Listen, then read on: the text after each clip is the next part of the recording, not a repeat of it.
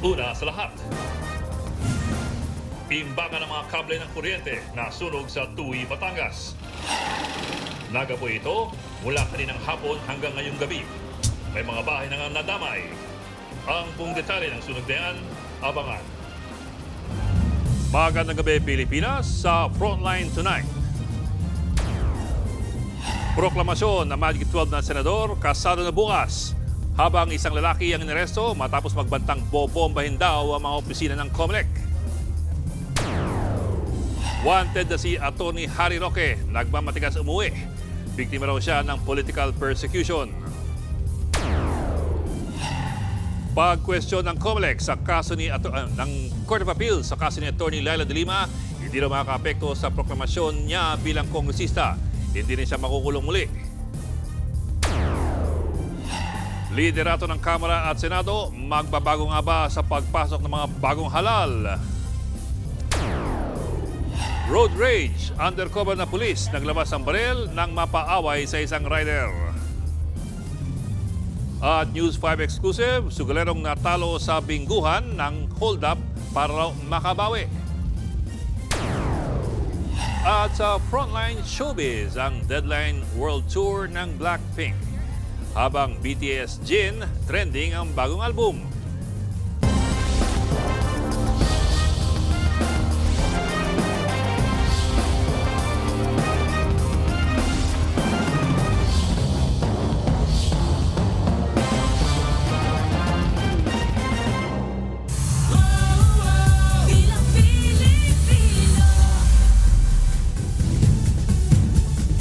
Kasado na bukas ang proklamasyon ng mga nanalong senador sa Bilang Pilipino 2025. Muli namang ipinagmalaki ng COMELEC na naitala nito ang pinakamabilis na canvassing ng mga boto at pinakamataas na voter turnout para sa midterm elections. Nasa frontline ang balitang yan si JC Cosico.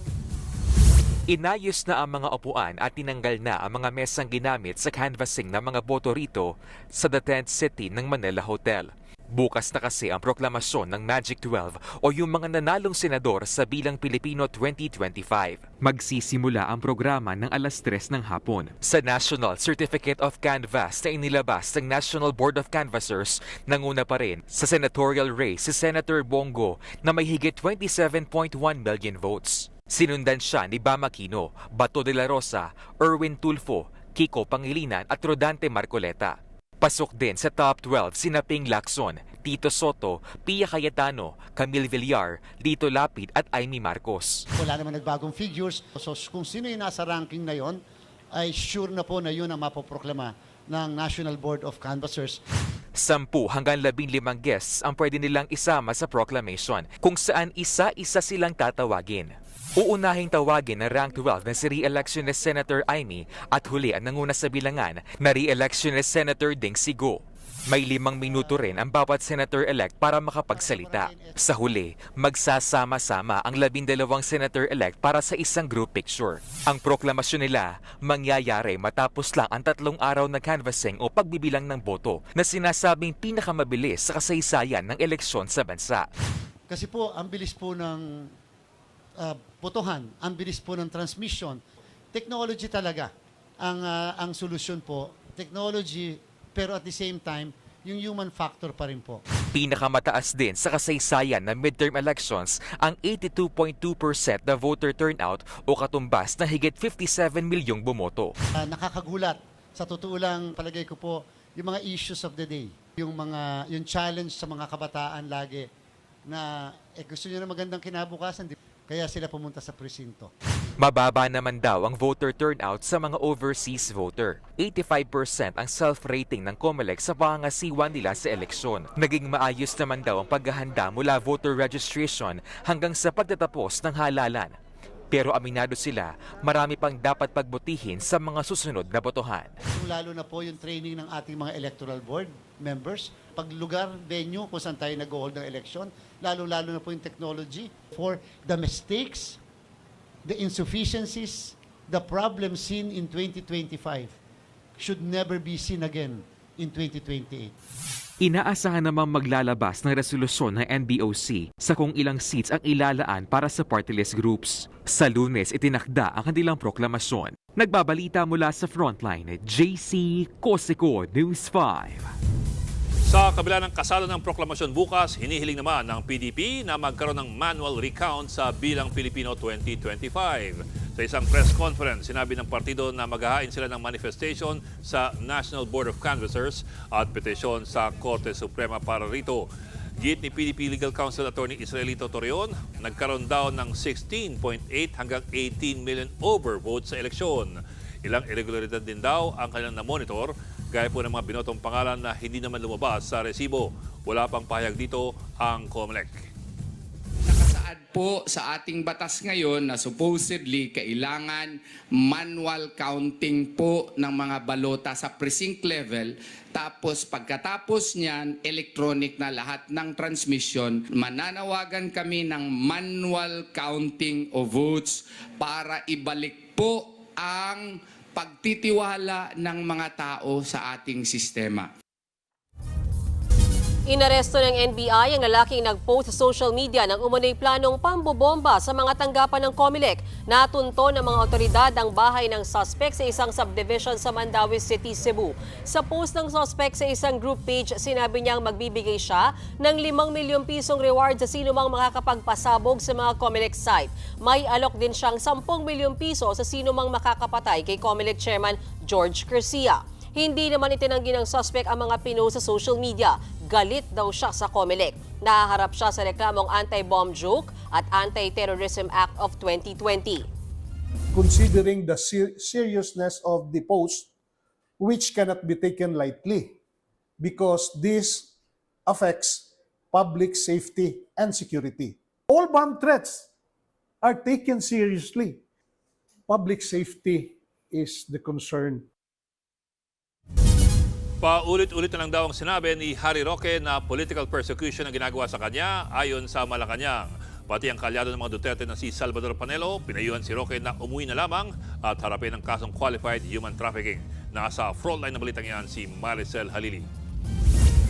Hindi raw patitinag si dating presidential spokesperson Harry Roque kahit ipinaaresto na siya ng korte sa kasong qualified human trafficking kaugnay ng illegal na pogo. Ayon kay Roque, biktima siya ng political persecution dahil kaalyado siya ng mga Duterte. So naniniwala po ako na itong kasong ito talaga ay paggigipit sa akin at naniniwala po ako na ito'y dahilan para magpalakas pa dito sa aking aplikasyon sa asylum dito po sa bansang Netherlands. Buwelta ng Malacanang, paulit-ulit na lang ang political persecution na sinasabi ni Roque. Kung ano man yung mga sinasabing di umano hidden wealth niya ay hindi pa rin niya po natutugunan.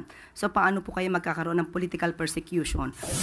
Matatandaang sa pagdinig ng Quad Committee ng Kamara noong August 22, 2024, pumayag naman si Roque na isumite ang kanyang Statement of Assets, Liabilities and Net Worth o SALN. Ito ay para patunayang hindi siya nakinabang sa mga Pogo Hub. I manifest that I will do even more than that.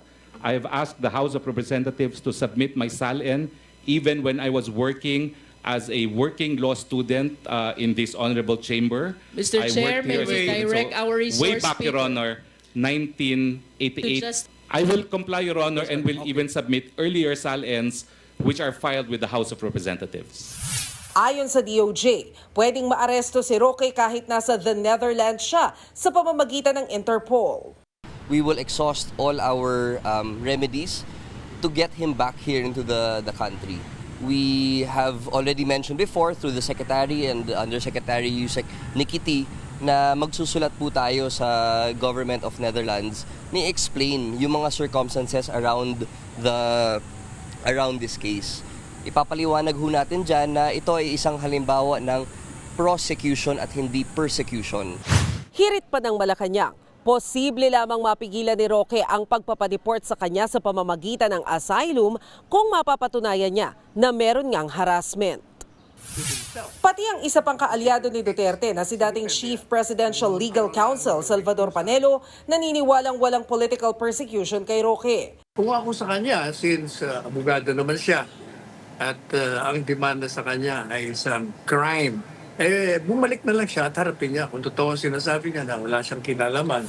Bukod kay Roque, kasama rin sa mga ipinaaresto sina Cassandra Ong at siyam na iba pa. Ang PNP CIDG nag-deploy na ng tracker teams para arestuhin sila. 24/7 daw ang gagawin nilang pagmamatsyag para sila ay matuntun. Nagbabalita mula sa Frontline, Maricel Halili, News 5.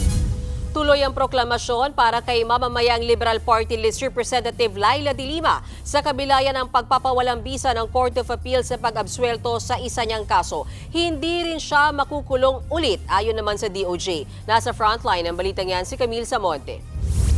Kumpiyansa si dating senador at ngayon Congresswoman-elect Laila de Lima na hindi niya na kailangang sumailalim sa retrial. Yan ay matapos questionin ng Court of Appeals ang pag-absuelto ng Muntinlupa Regional Trial Court sa isa sa mga drug case ni de Lima. Hindi naman reverse yung acquittal. Hindi sinasabi na mali, hindi tama yung acquittal.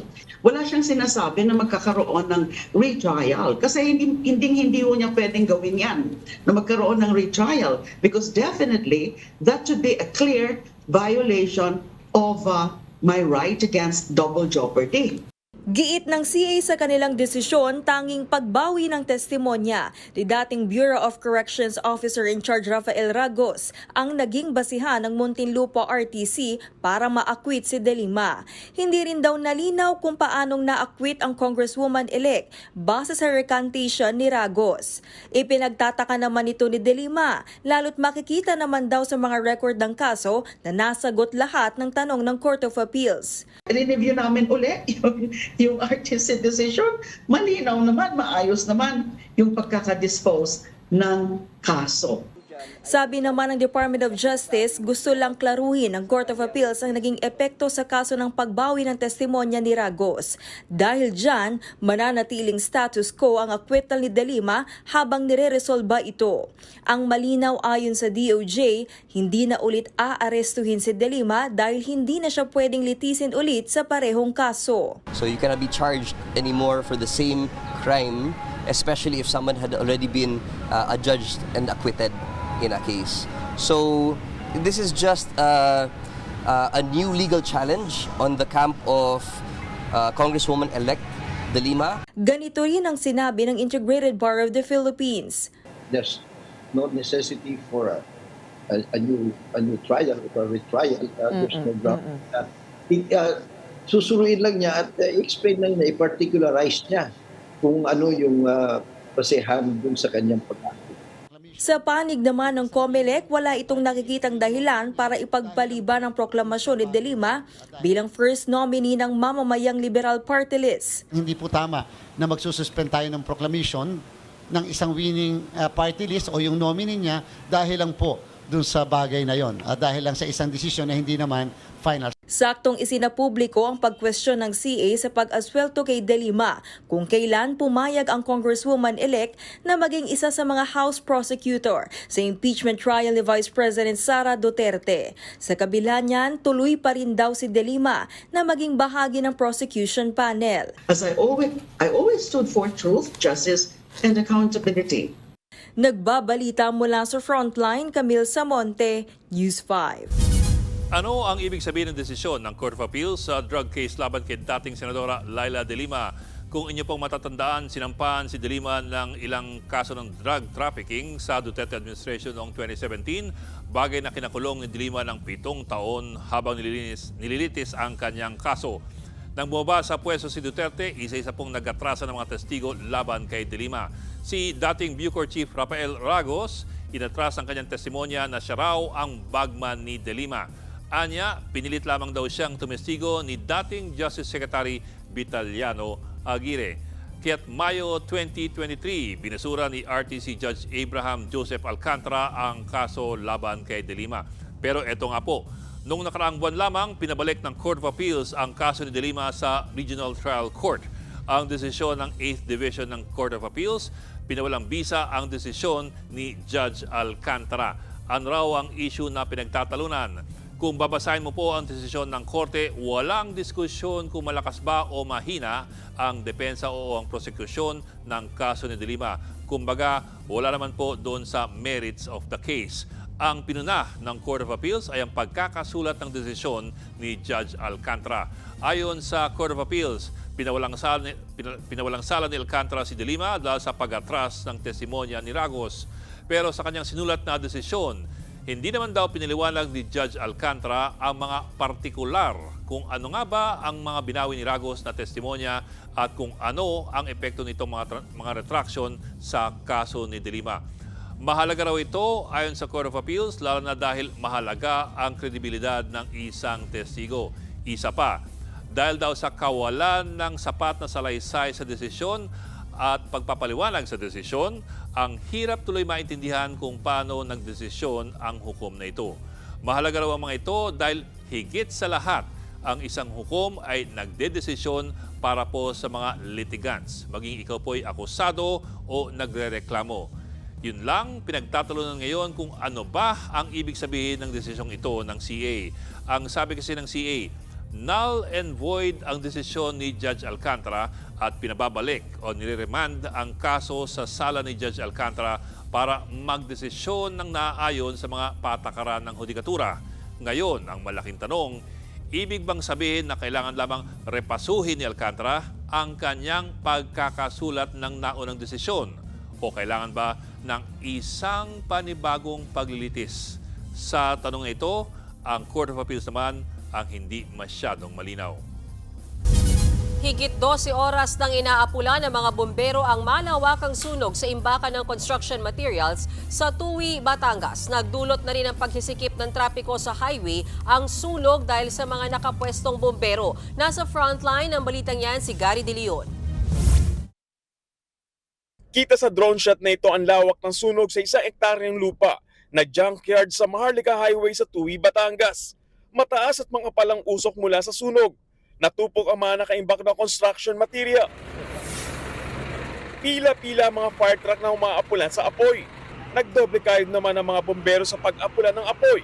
Alas 10 ng umaga nang magsimulang sumiklab ang apoy na mabilis kumalat sa mga materyales. Sabi ko, parang may nasusunog. Sabi ng pinsan ko, parang sunog na tubuhan lang. Tapos ngayon, mayroon tumalsik na mga apoy dito sa katabi ng truck. Highly flammable na mga materyales ang nasunog. Kaya naman mabilis nilaman ng apoy ang mga ito. Agad inakat sa ika-4 na alarma ang sunog. Pero dahil sa lawak ng lugar at laki ng apoy na sakop nito, naging pahirapan ang pag-apula. Katunayan, inabot na ng gabi ang pagpatay sa sunog. Pero ang apoy, malaki at malawak pa rin. Mga nakaroon yung cable wires, mga PVC at mga nakaimbak na lumang sasakyan ang ilan sa mga nasusunog dito sa lugar. Kaya pahirapan ng mga bombero sa pag-apula nito. Gumamit pa ang mga bombero ng foam chemical para apulayin ng apoy. Nadamay sa sunog ang isang bahay na nasa tabi ng imbakan at nagsisilbing silungan ng mga trabahador. Naputol din ang supply ng kuryente at signal ng wifi sa lugar. Sa gitna nagmula ang apoy. Kumalat na dahil mainit-initan kanina. Dahil sa tindi ng sunog, inabot 1 kilometro ang haba ng traffic sa Maharlika Highway. Stranded ang mga truck ng tubo at gasolina dahil sarado at okupado ng mga bombero ang kalsada. Delikado rin ang lugar sa mga oil tanker kaya pinatigil muna sa highway ang mga truck. Sa kabila ng lawak ng apoy, sinabi ng BFP Batangas na kontrolado na ang apoy at hindi na ito kakalat pa. Wala naman nasaktan sa insidente at patuloy pa rin ang pag-apula sa apoy. Nagbabalita mula sa frontline, Gary De Leon, News 5. Isang armadong pulis ang sangkot sa isa na namang insidente ng road rage.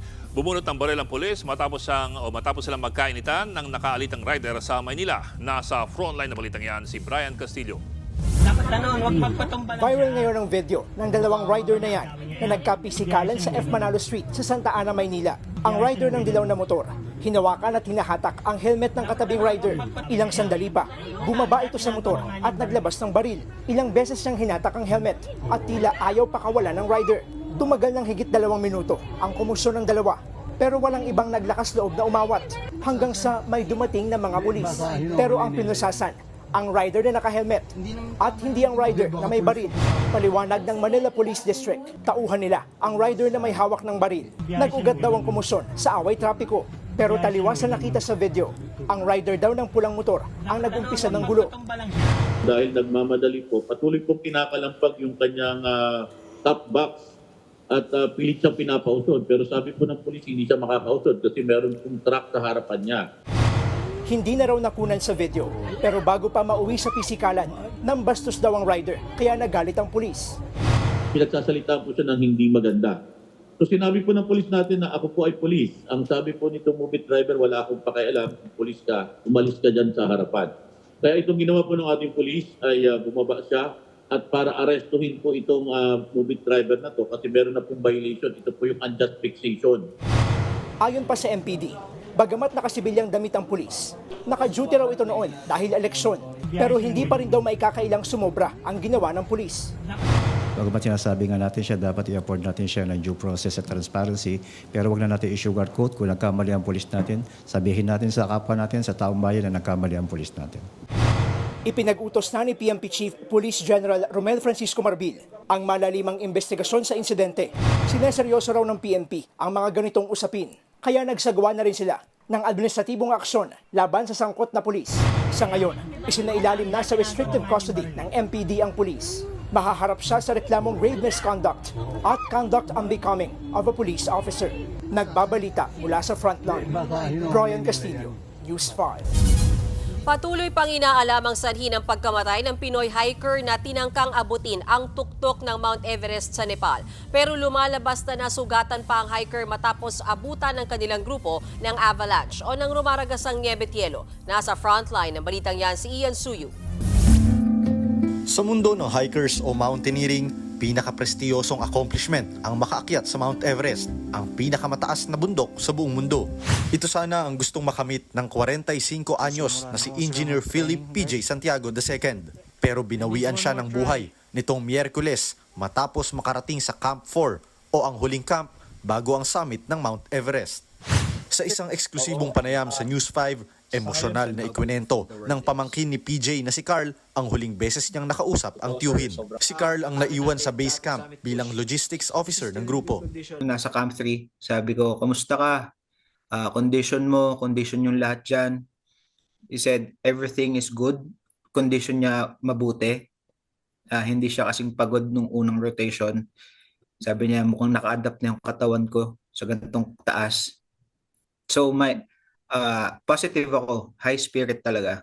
Pero pagdating sa base 4, hindi na raw niya makontak ang tiyuhin. Natanggap na lang niya ang masamang balita mula sa mga Sherpa o guide. 1 or 2 confirmation.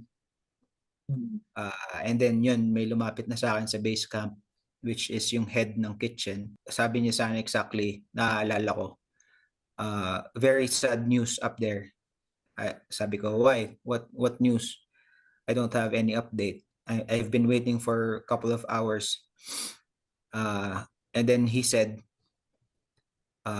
Uncle didn't wake up. Uncle gone now. Hindi ko alam yung gagawin ko ng time na yun.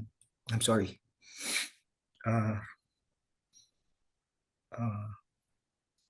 Tinawagan ko agad yung family ko. Bago yan, inabutan sina PJ at kasama niyang grupo ng avalanche o rumaragasang yelo na dahilan para masugatan ang kanyang pisngi. Hindi pa malinaw kung ano ang ikinamatay ng Pinoy engineer, pero sinasabing ang Camp 4 ang itinuturing na death zone na may taas na 26,000 feet o 7,924 meters. Sa bahaging ito, manipis na ang oxygen level kaya't hirap na ang paghinga. Sa pakikipag-usap ng News 5 sa mga ekspertong mountaineer, hindi raw talaga biro ang pag-akyat sa pinakamataas na bundok sa buong mundo. Pagdating mo ng base camp, hindi ka naman basta-basta pwedeng umakyat. Okay? So, mag-aantay ka ng window. Mag-aantay ka na yung lahat ng expedition na nandoon sa sa Everett Base Camp ay mag-uusap-usap kung ano ang pwedeng gawin, lalo na yung patawid ng Combo Icefall. May taas na 29,032 feet ang Mount Everest o katumbas nito ang dalawang Mount Apo na pinakamataas na bundok dito sa Pilipinas. Si PJ naman ang unang foreigner climber na nasawi ngayong taon sa climbing season ng Nepal Department of Tourism. Sa ngayon, inaayos na ng mga kaanak ang mga papeles para maiuwi sa Pilipinas ang mga labi ni PJ. Ever since I was a child, I've always had this urge of wanting to see the edge and to come back and tell my story about it. 2 advocacies that we share and align with this momentous climb of a lifetime. Nagbabalita mula sa frontline, Ian Suyu, News 5.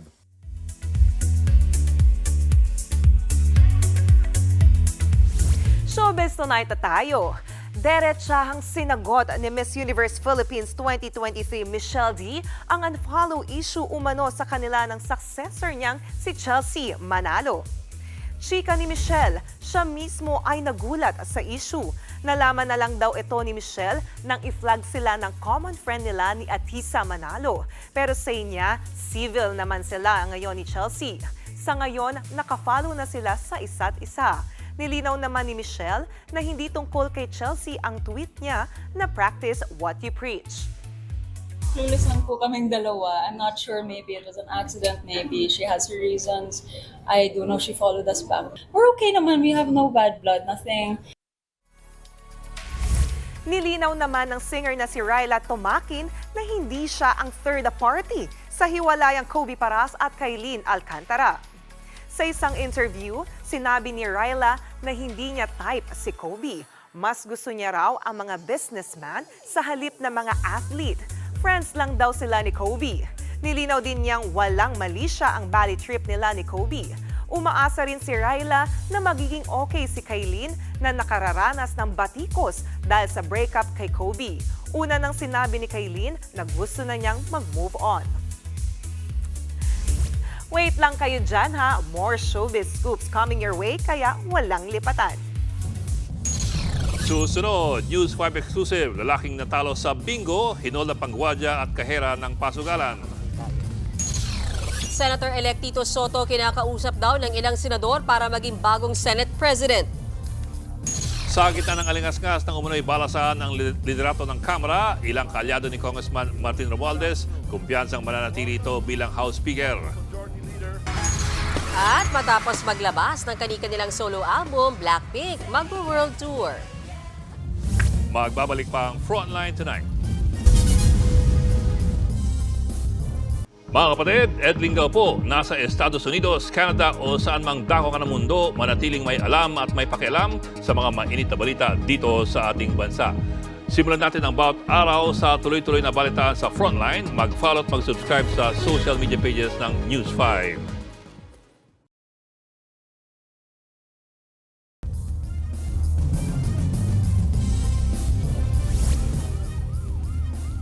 Nagkasalpukan sa Sanchez Mira sa Cagayan ang isang van at ang isang SUV. Agad-agad naman nakatawag ng tulong ang mga nakakita ng aksidente. Naipit ang mga driver at pasahero ng mga sasakyan. Nasagip naman silang lahat bagamat nagpapagaling pa sa ospital. Iniimbestigahan na yan.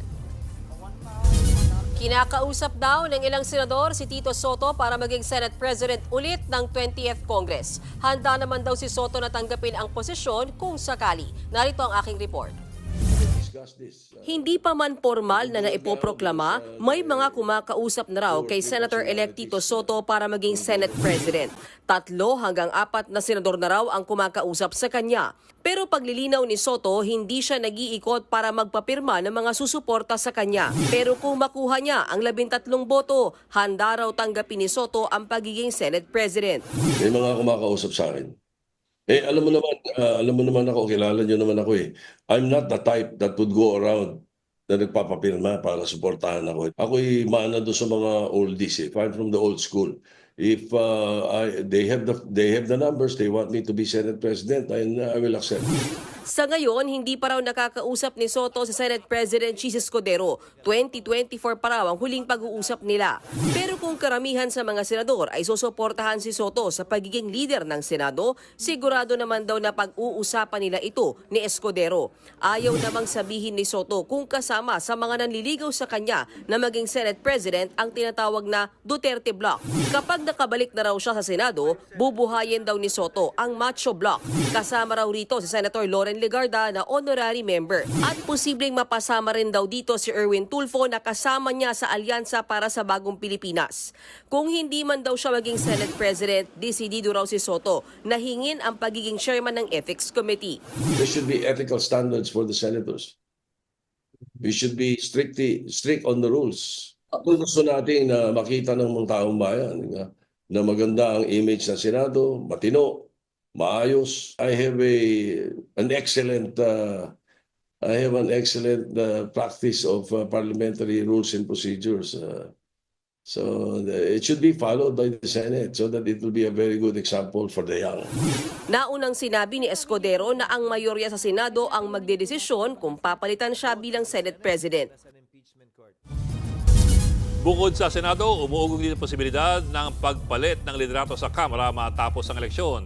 Pero may ilang kongresistang naniniwala na hindi mapapalitan si Speaker Martin Romualdez. Nasa frontline na balitang yan, Marian Enriquez. Walang magbabago sa liderato ng Kamara sa pagpasok ng ika-20 Kongreso. Ayon yan mismo kay Deputy Speaker at Quezon 2nd District Representative J.J. Suarez. Sa gitna ito ng umuugong na balitang papalitan daw si Romualdez bilang House Speaker. That matter has no value really, sorry. So wala po kami nakikitang ganon so far, no? Sa higit 300 kongresista sa Kamara, nasa 104 ang miyembro ng Partido Lakas CMD, ang partidong pinamumunuan ni Romualdez at ang itinuturing na supermajority. Kaya kumpiyansa raw si Suarez na hindi mapapalitan si Romualdez, lalo't kailangan daw may pagpatuloy ang suporta sa mga gustong isulong ng kasalukuyang administrasyon. Hindi mo maiiwasan yun kasi syempre papasok ka talaga sa bagong kongreso, ang daming ufo-float, ang daming pangalan na babanggitin. Kasi lang sa amin, sa Lakas, we're the dominant majority party. We're 100% behind the leadership of Speaker Martin Romualdez. Of course, under the banner of continuity. No? Nagpulong ngayong araw ang mga political party leader ng Kamara sa Makati, pero itinanggi ni Suarez na loyalty check ito kundi ay isang meet and greet lamang kasunod ng midterm elections. Kahit si Nationalist People's Coalition spokesperson at Quezon 1st District Representative Mark Enverga naniniwalang hindi mapapalitan si Romualdez. We signed the manifesto supporting the presidential, we have the support to President BBM, no? With this legislative agenda. So we believe that si Speaker Martin will continue his term as Speaker. Wala naman ako nadidinig ng mga rumors dyan. Ilan sa mga lumulutang na pangalan na papalit umano kay Romualdez ay sina Bacolod Mayor Albi Benitez na magbabalik Kamara at Navotas Representative Toby Chanco na naging campaign manager ng Alyansa Senate slate. Nakarating na raw ito kay Chanco pero giit niya masyado pang maaga para pag-usapan ang bagong liderato sa Kamara lalo't sa July 28 pa magbubukas ang 20th Congress. Wala akong kinakausap, may mga kumakausap sa akin na sinasabi na kung dapat magkaroon ng change of leadership para mabalik yung imahe ng House. Naman sinasabi ko na ako, kung ano yung gusto ng mayorya, yun naman ang susundin ko, di ba?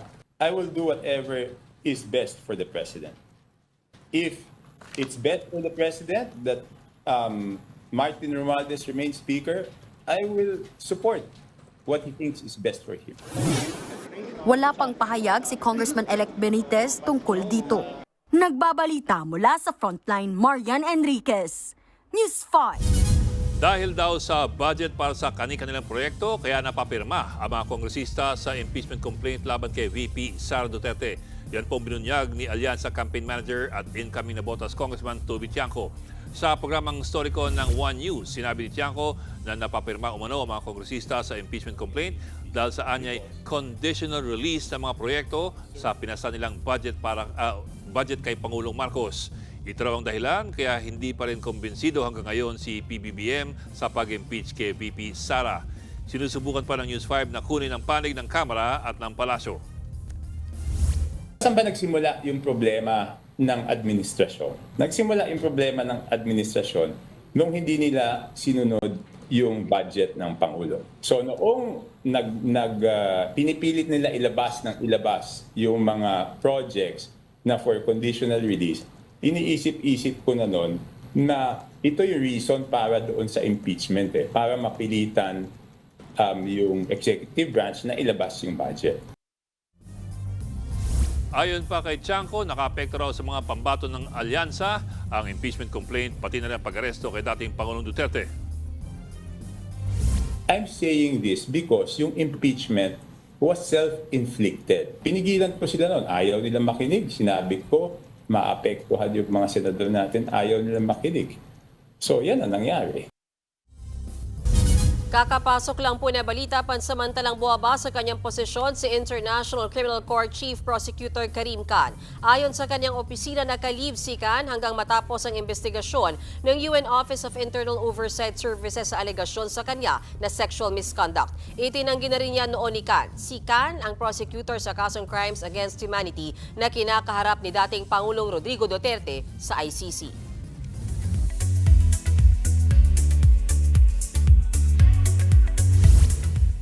Ni-reveal na ng K-pop girl group na Blackpink ang title ng kanilang world tour. Yan ay tinawag nilang Deadline. Sa July 5 at 6, ang kick-off ng concert sa Goyang Stadium sa South Korea. Sunod nilang bibisitahin ang Los Angeles, Chicago at New York sa Amerika. Pati na rin sa Toronto, Canada. Kasama rin sa leg ng world tour ang Paris, France, Milan, Italy, Barcelona, Spain, London, UK at Tokyo, Japan. So far, wala pang details kung kasali ang Pilipinas sa World Tour, kaya kapit lang, Blinks. Susunod, News 5 exclusive, lalaking natalo sa sugal ng hold-up sa Bingguhan para makabawi. 13 sugatan ng araruhin ng kotse sa Spain. At nakasagasang driver sa NAIA, pansamantalang nakalaya matapos magpiyansa. Tutok lang mga kapatid dito sa Frontline Tonight. Mga kapatid, Mean Los Baños po. Nasa Europa o saan mang dako ka ng mundo, manatiling may alam at may pakialam sa mga maiinit na balita dito sa ating bansa. Simulan natin ang bawat araw sa tuloy-tuloy na balitaan sa Frontline. Mag-follow at mag-subscribe sa social media pages ng News 5.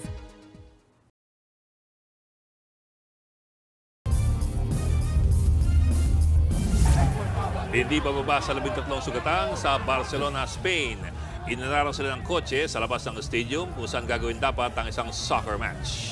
Marami ang duguan at bahagya pang nagkagulo base sa investigasyon na walan umano ng kontrol ang inarestong driver. Inold up ng lalaking lulong sa sugal ang isang e-bingo sa Cavite kung saan siya regular na customer.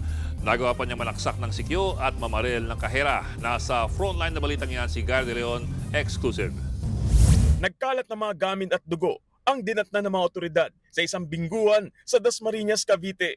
Base sa investigasyon, pinagsasaksak ng isang customer ang security guard ng establishmento. Sabi po ni sir nung cashier, isa na lang po ang customer nila. So bali, 3 na lang po sila doon, yung security guard, cashier, tsaka po yung isang customer nila. So, akala ho nung security guard, maglalaro ho. Tapos maya-maya pumunta ho sa pwesto niya sa front gate. Wala na lang kung ano-ano, bigla na lang siyang sinaksak. Matapos manaksak, gamit ang baril ng gwardiya, binaril naman nito ang cashier sa likod. Pumunta rin siya sa kaha at nanguha ng pera. Tumakas ang hold-upper matapos ang insidente pero nahuli naman agad. Dahil nga po regular na customer yung suspect po natin at yung pong e-bingo ay meron po silang policy na kapag customer ka, kailangan mo mag-submit sa kanila ng identification card. Nabawi naman ng mga pulis ang ginamit niyang patalim at baril sa isang bakanting lote. Pero ang pera, kalahati na lang ang natira. Baon na raw sa utang at tulong pa sa e-bingo. Kaya gumawa na raw ng paraan ng suspect para makabawi. Naharap sa mga reklamang frustrated murder at robbery ang suspect. Patuloy naman nagpapagaling ang 2 biktima sa ospital. Nagbabalita mula sa Frontline. Gary De Leon, News 5. Pansamantalang nakalaya ang SUV driver na nang araro ng mga pasahero sa departure area ng NAIA Terminal 1 noong May 4 kung saan 2 ang patay. Yan ay matapos siyang magpiyansa ng 100,000 piso. Isasagawa ang arraignment o pagbasa ng sakdal sa May 27 habang gagawin naman ang initial trial sa August 5. Ayon sa PNP Aviation Security Unit, nahaharap ang driver sa reklamong 2 counts ng reckless imprudence resulting in homicide, multiple physical injuries and damage to properties. Nasawi sa nasabing disgrasya ang 4 na taong gulang na batang babaeng naghatid ng ama sa airport at isang biyaherong may working visit sa Dubai. Pinatay ang 2 mag-asawa sa loob mismo ng pag-aari nilang Chicken Inasal Restaurant sa Marawi City sa Lanao del Sur. Kinilala mga biktima na sina Usodan Hajikaya Monte at Baira Sangkaan Monte. Ayon sa Marawi Police, natagpuan ang kanilang bangkay sa kusina ng kainan. May taga sa likod ng ulo si Baira habang may sugat sa mukha at puwitan si Usodan. Inalam pa pagkakakilanlan ng mga salarin at ang motibo sa krimen. Abangan, bagong inaugurasyon ni Pope Leo XIV, may pa-tribute sa kanya ang isang chef. At mga kanta sa bagong album ni BTS Jin, grabe ang hugot, grabe rin ang vocals. Tuloy-tuloy ang balitan dito sa Frontline Tonight. Mga kapatid, Ed Lingao po, nasa Estados Unidos, Canada o saan mang dako ka ng mundo, manatiling may alam at may pakialam sa mga mainit na balita dito sa ating bansa. Simulan natin ang bawat araw sa tuloy-tuloy na balita sa Frontline. Mag-follow at mag-subscribe sa social media pages ng News 5.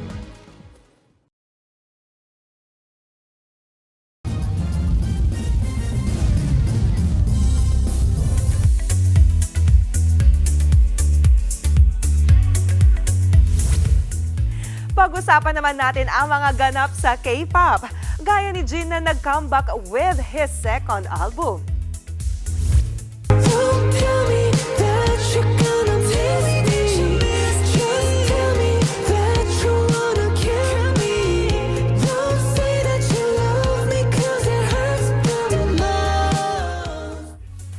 Yan ang kantang Don't Say You Love Me.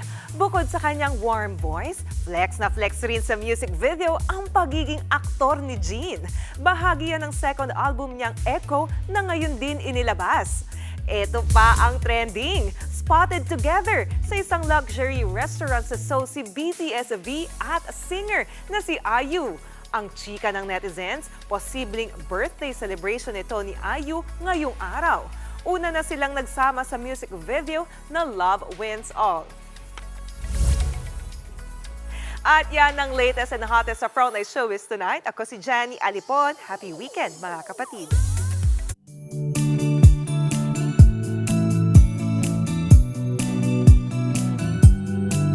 At para naman sa ating pabaong pampa-good night, sa linggo na po ang inaugurasyon ni Pope Leo XIV. Kaya may pa-tribute ang isang chef para sa kanya. Isang Pope-inspired breader beef steak ang ginawa ng isang Argentine chef. Ang dish na ito ay kilala sa Italia bilang Milanese. Inihulma ito kamukha ni Pope Leo. Na-feel mo yon. Made with love ang gawa ni chef. Gusto raw kasi niyang i-honor at bigyang importansya ang bagong Santo Papa. Ano na tawag? Milanese. Milanese. Tumaas pa ng ganun yun. Dapat may ganun din si Sir Edom. Milanese. Biyernes. Dapat Biyernes ko sa ni Kembot. Sa'yo na raw yung kempot. Kanya na lang yung ganon. Sagot pa na yung kempot, ha? Ay, hindi kanta. Ang haba ng likod to, no? Ay. Oo. Actually, yung mga... Buntong inigo. Ay! Mga boss, may reklamo ata kasi sa naisip ko, may ibang reporter sa duty pa bukas pa sa proclamation. So, wala tayong karapatang magreklamo. Okay, bless you. At yung 45 minutong pag-imay sa malagang headlines. Balitan at diskusyon para sa paghubog ng matalinong opinyon. Napagod yung prompter. Ako gano'n lang din show. Loading na. Loading na. Sorry po, Bianca, kasi kanina ko sa gaso magwalita. Ako po si Mayan Los Baños. Ako naman po si Ed Lingao. Hanggang sa Lunes, mga kapatid. Magandang gabi.